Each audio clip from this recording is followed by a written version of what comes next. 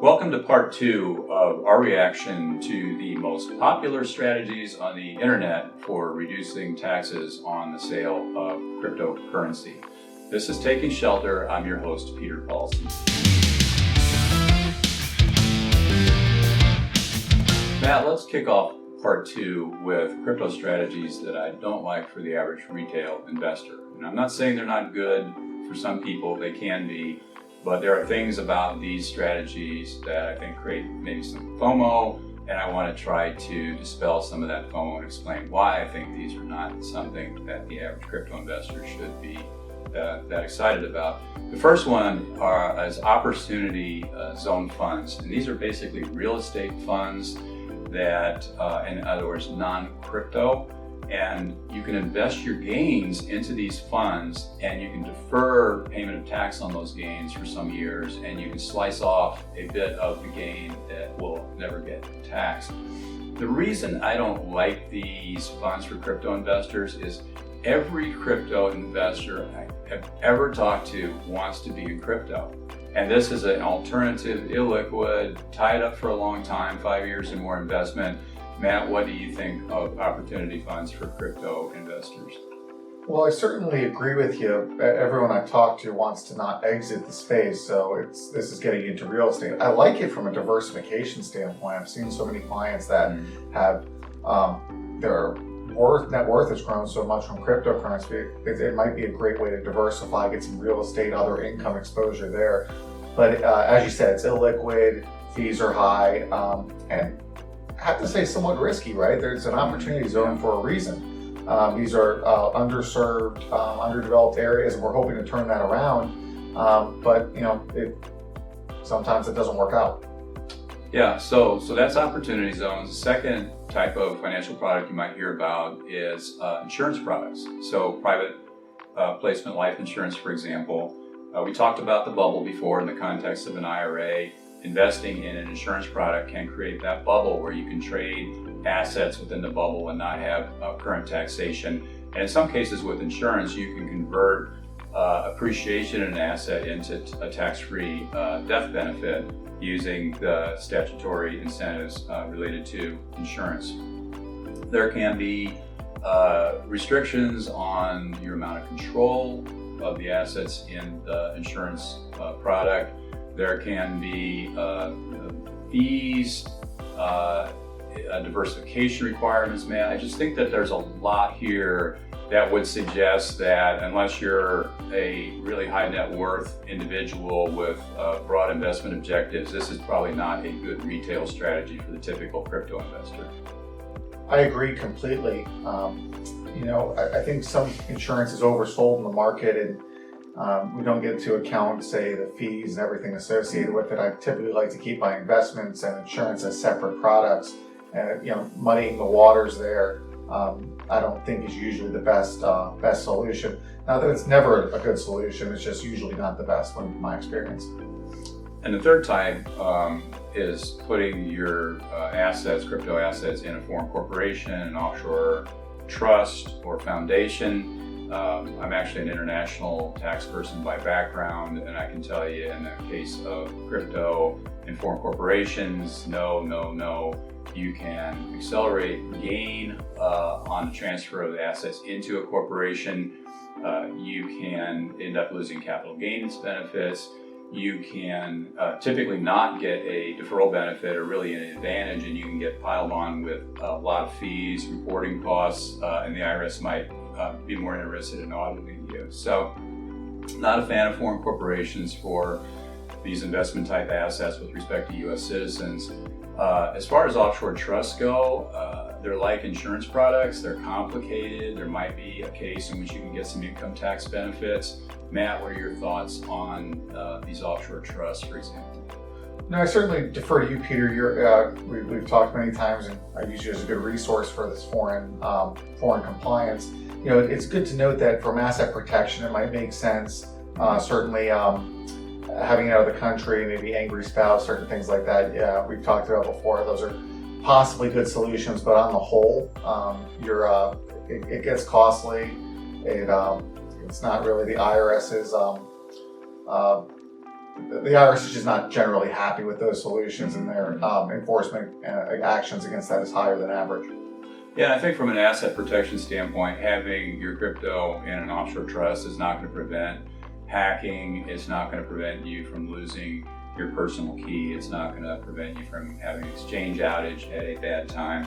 So for those reasons, I'm not sure that an offshore trust, and certainly not a foreign corporation in my view, but I'm not even sure an offshore trust is the best thing for a lot of crypto investors.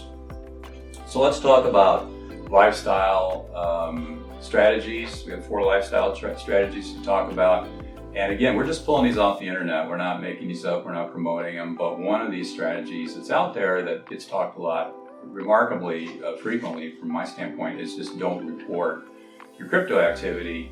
And I think, Matt, to the extent that you are investing in an altcoin on a foreign exchange and you're just buying it and you're just holding it, the IRS has said that you don't need to tick the box necessarily on a 1040 and tell the IRS you're holding crypto if that's all you're doing.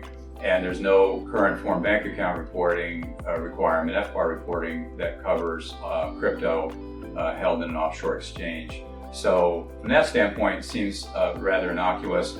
But if somebody's talking about having a gain on the sale of crypto and not reporting it, I think that's where this becomes a lifestyle item, because you could end up hodling your bar of soap in a prison shower. There's just too much transparency out there. Coinbase reported nearly 2,000 requests from U.S. and foreign law enforcement agents in the first 6 months of 2020. And I think even if you're thinking about buying a Tesla or using your currency to buy something, they're going to do probably some know your customer, some anti-money laundering, some registrations, and it's just going to be hard to stay underground. So, Matt, your thoughts on prison showers? I've had plenty of discussions with folks and wondering, do I have to report? And I've had to break that bad news. I think Bitcoin started in this libertarian ethos, and that taxation is theft and all these other slogans, and I won't opine on anything like that, but it's you do need to report it. There is it's a top area of enforcement for the IRS right now, and I don't think it's good to avoid what's on a digital ledger that's audited. You can audit and everything like that, and do some good old-fashioned police work and find out who owns these wallets. I don't think not reporting is a good solution. Yeah, I think non-reporting actually kind of incentivizes regulation. And we know that the IRS, and there was this rumor about Janet Yellen wanting to put an 80% tax rate on crypto to try to disincentivize it. I'm guessing that's not a real thing. We'll see over the next few months. But hiding income, never a good strategy in our book. Some other strategies, lifestyle strategies that to me have more legs. Number one, moving to a no tax state is a big strategy. If you live in California and New York, you've got a lot of appreciation in crypto assets and you're not sure you want to share that. You can pack it up and go to Texas or Florida or a number of zero tax states. Matt, what are your thoughts? Well, people are saying Miami and Austin are going to be the 21st century boom towns, whether it's companies like Tesla going to Austin, the technology there, and cryptocurrency's got a good foothold in Miami now. So, certainly you're making $1 million a year. I have a couple of clients who are doing that with cryptocurrency, and had a discussion. Hey, you're in Maryland with me, paying $80,000 a year at 8% tax rate. You'd have a 0% tax rate in Florida. So it's certainly worth the consideration when you're talking significant dollar amounts. Yeah. If you really have happy feet, you might want to go ahead and move on to Puerto Rico. Some people think I work for the investment board of Puerto Rico. That is not true. I just think the financial aspects of this Act 60 program are pretty amazing, because you can get a 0% tax rate on crypto gains that arise after you become a bona fide resident of Puerto Rico, and that is a 0% tax rate, which is really remarkable. And not only that, people have been doing this for 9 years. These programs have been around for 9 years, and some popular crypto channels like Mariah Monetize and Colin Talks Crypto actually broadcast from Puerto Rico, Matt. So this is something that has very much excited the crypto community, this concept of moving to Puerto Rico. I have a client who just moved down there, so we're trying to get everything figured out on final U.S. tax returns before the move, and there's certain built-in gain taxation requirements. So getting all that figured out, but certainly other clients talking about it, and some clients actually taking that action. Yeah, and I've got some other videos on this channel that break down both the Puerto Rican rules and the U.S. rules, and their separate rules, and there's a lot of conflation. But I try to talk about what is necessary in order to put yourself in a position that you can take advantage of this lifestyle opportunity. Last thing we're going to talk about, and it's a big lifestyle change, man, is moving abroad and expatriating. This is for the bold among you, and if someone wants to do this, they're going to need a lot of advice, and there's an exit tax, and there are all kinds of procedures you have to go through, and there is a need to get a second residency, second citizenship somewhere, because you're going to lose that pretty little blue passport. And I always recommend that people check out Nomad Capitalist, because Andrew Henderson has done this. He's put out a lot of videos on this. He spends time on crypto now. He's got I think in the last month, he's got a very good interview with Heidi of Crypto Tips, who also expatriated and lives in Portugal. So this strategy, while it is a nuclear type of strategy, has worked out for a number of people. So Matt, it's hard to rank the strategies. I feel like we get to the end and we should say, okay, here are the top 3 or 4, but it is hard to rank things because there's so much change going on right now in the taxation of investment assets generally, and there is still a lot of uncertainty about crypto taxation. Puerto Rico. Do you have any thoughts as far as wrapping up our discussion of the most popular internet tax strategies? No, the easiest to do, I think, is the IRA. Go ahead, and if you're trading in cryptocurrency, get your money into an IRA. It simplifies tax compliance. It'll help you on the tax end going forward, especially if it's the Roth IRA. And then, like I said, there are solutions. I'm a big fan of Michael Saylor, and he makes a great comparison. Bitcoin is digital Manhattan real estate. It's this finite thing, and it makes sense to hold it for a long time. And if you are needing liquidity, you have borrowing options. I'm sure the rates will come down.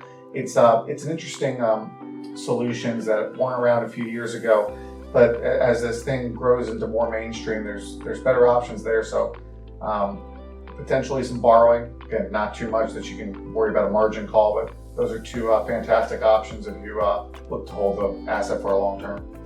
If you have any questions about how these strategies, how these rules might apply to your particular fact pattern, go ahead and give Matt a call or get in touch with me, add a comment down below, and we'll try to get back to you. Thank you for watching these episodes of Taking Shelter. I'm your host, Peter Paulson.